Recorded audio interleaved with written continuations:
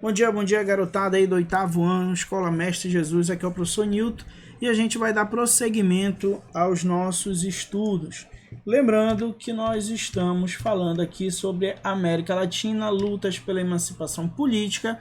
Na última aula a gente falou do contexto europeu, falamos das guerras napoleônicas, bloqueio continental, como isso afetou a América Espanhola, a América Portuguesa também, mas no momento a gente está falando da América Espanhola, né? Como esse bloqueio continental fez com que as amarras coloniais se enfraquecessem e esses colonos que estavam aqui na América tiveram a oportunidade de comercializar diretamente, principalmente com os britânicos, com os ingleses, certo? Depois a gente falou sobre emancipação política e aí eu mostrei esses dois mapas para vocês.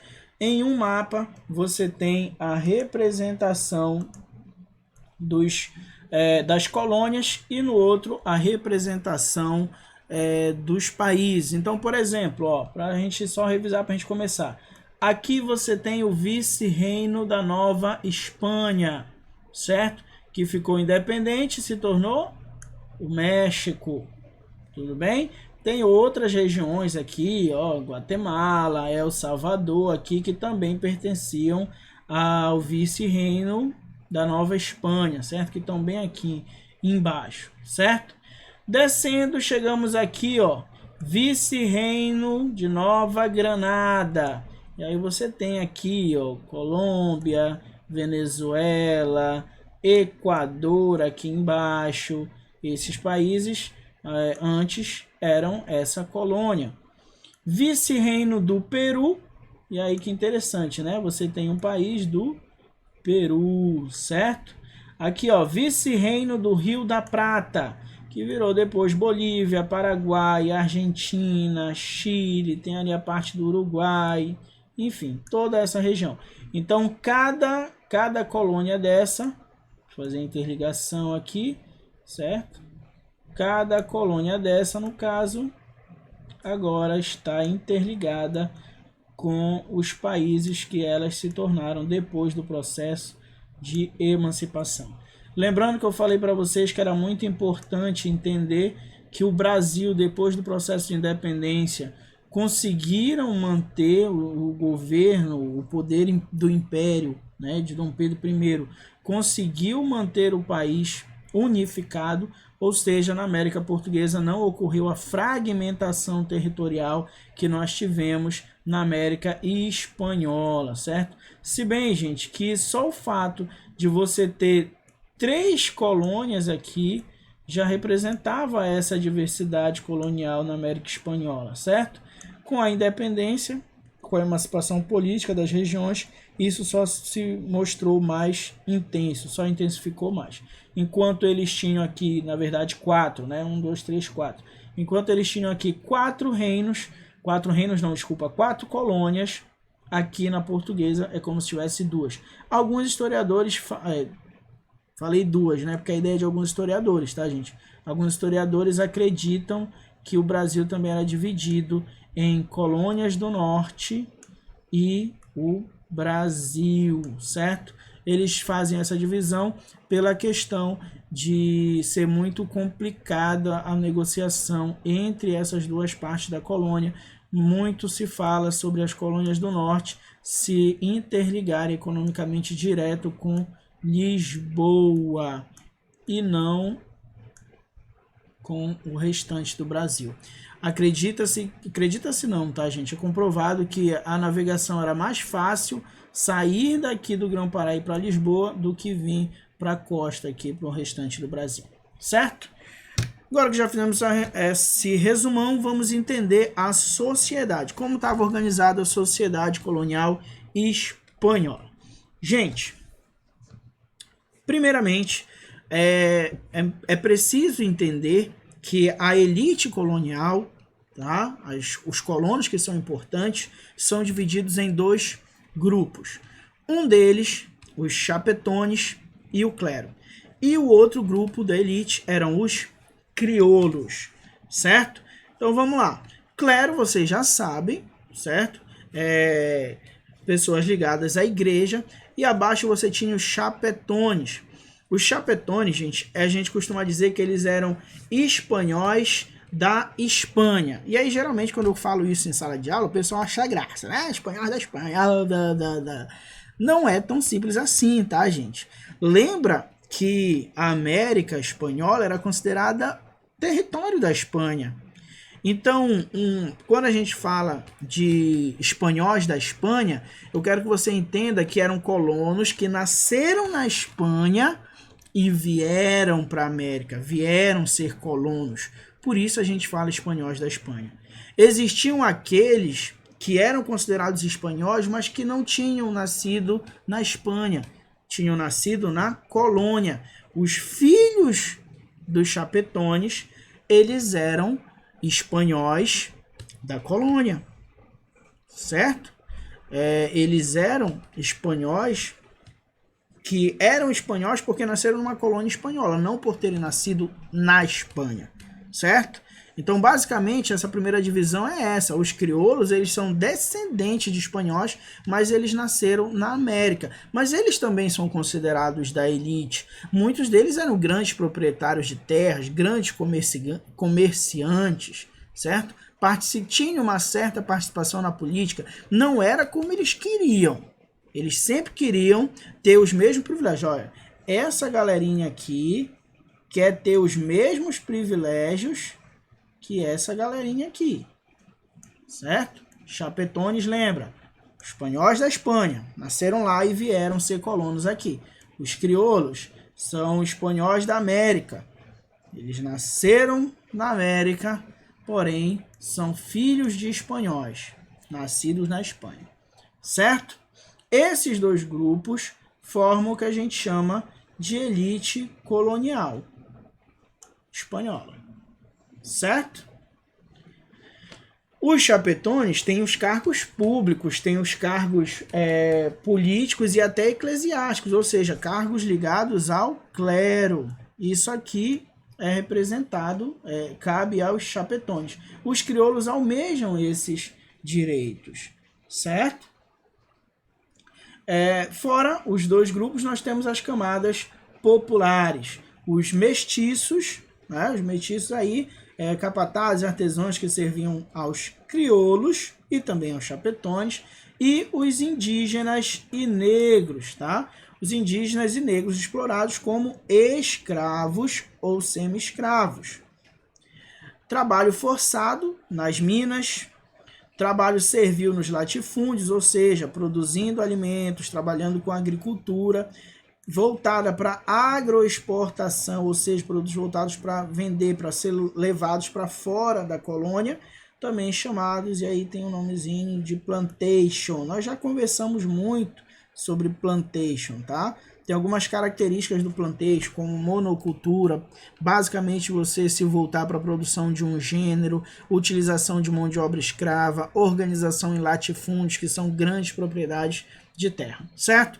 Então, gente, essa era a classe social, isso é muito importante para você entender de que forma os problemas sociais começaram a se intensificar, proporcionando a independência, tá?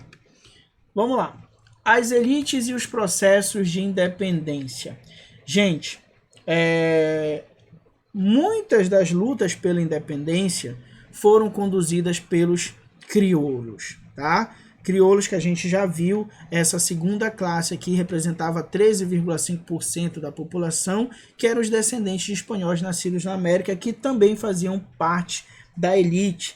Mas presta atenção que o que os crioulos almejavam era os mesmos direitos que os chapetones. Talvez os crioulos não queiram os mesmos direitos para todos. Eles só querem se igualar aos chapetones nos direitos, certo? E aí começa uma grande discussão. Por quê? Porque na luta pela emancipação política, na luta pela independência, cada classe, gente, tem uma ideia do que é ser independente. E muitas vezes essas ideias, elas são contraditórias.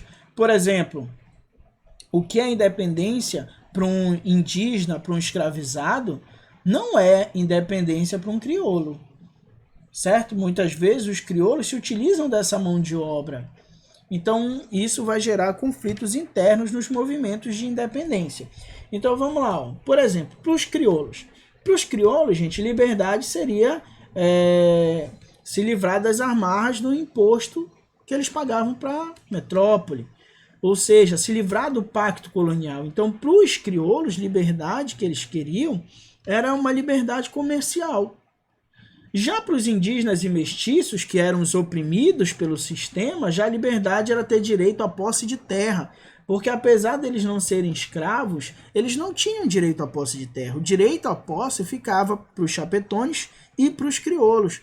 Então, para os mestiços e para os indígenas, a liberdade seria isso, seria ter direito à terra. Já para os escravizados, a liberdade era a abolição da escravidão. Tá? A liberdade para eles não era ter livre comércio, possuir terras, talvez possuir terras depois, mas primeiro eles precisavam ser livres, ou seja, deixar de existir escravidão, ocorrer a abolição da escravatura. Isso era liberdade para os escravizados. E isso vai gerar lutas internas entre os grupos, o que vai atrapalhar o processo de emancipação. Porque se esses grupos se unificam em prol da luta pela liberdade do país ou da colônia, seria uma situação. Porém, esses grupos são muito diversos e muitas vezes eles se veem de lados opostos. Os dominantes, gente, não queriam que os dominados esquecessem o seu lugar. E qual era o lugar deles? O lugar abaixo na pirâmide social. Ou seja, os crioulos querem independência, os crioulos querem uma liberdade econômica, mas eles não querem mudar a estrutura social.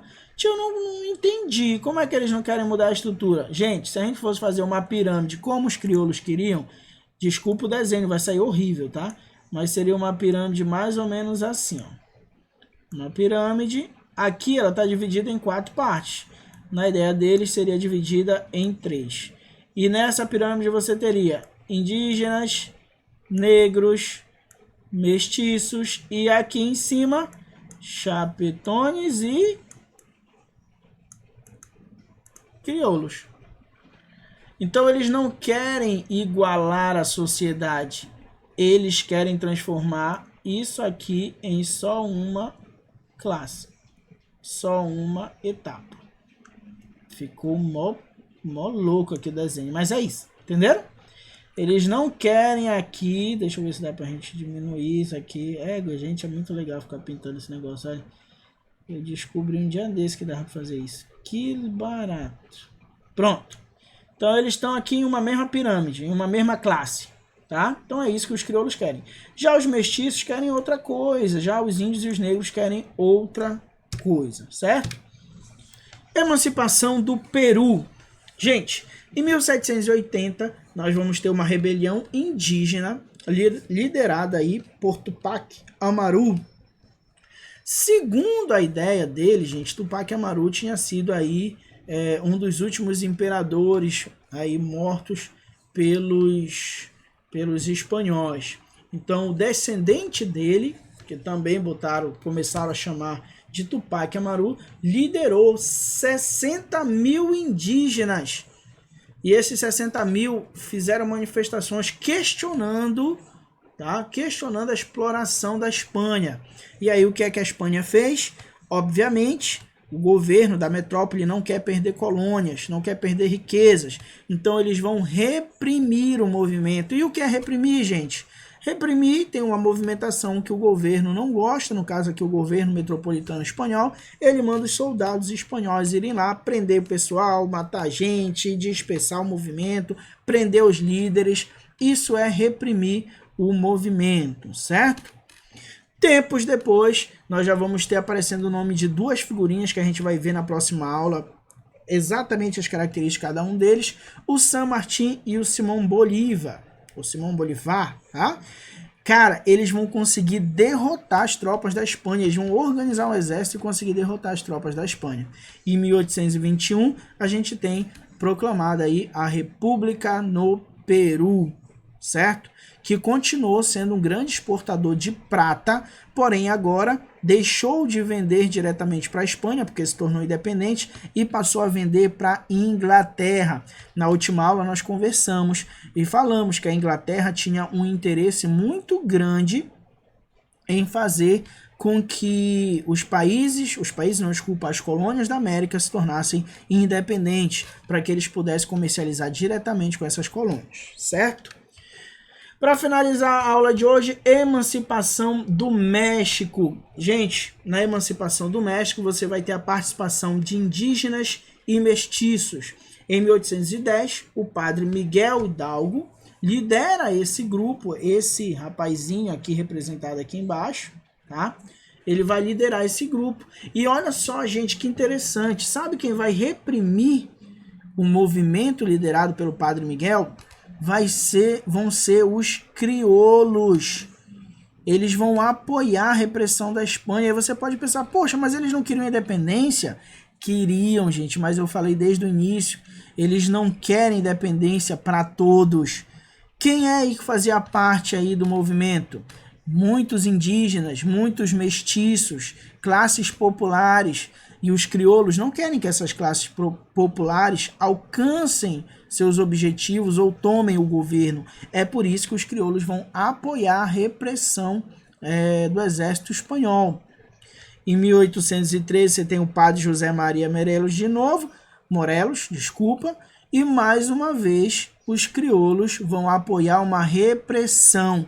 Então percebe, em 1810 o padre Miguel Hidalgo fez uma onda, foi reprimido com o apoio dos crioulos. Em 1813, 3 anos depois, o padre José Maria Morelos faz outra onda, vai ser reprimido de novo com o apoio dos crioulos. Só em 1821 que os crioulos vão se organizar e proclamar a independência do México. Eles, crioulos, proclamando a independência. Quando o movimento era ligado às classes populares, eles eram a favor da repressão. Quando os movimentos eram tomados por classes populares, eles eram a favor da repressão.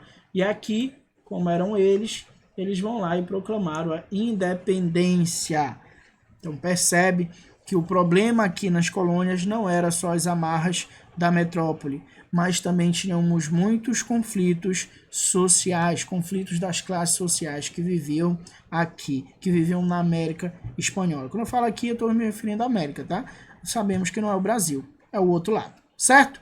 Gente, fiquem com Deus. Para encerrar a aula de hoje, tem o exercício da página 38. Fiquem com Deus e até a próxima.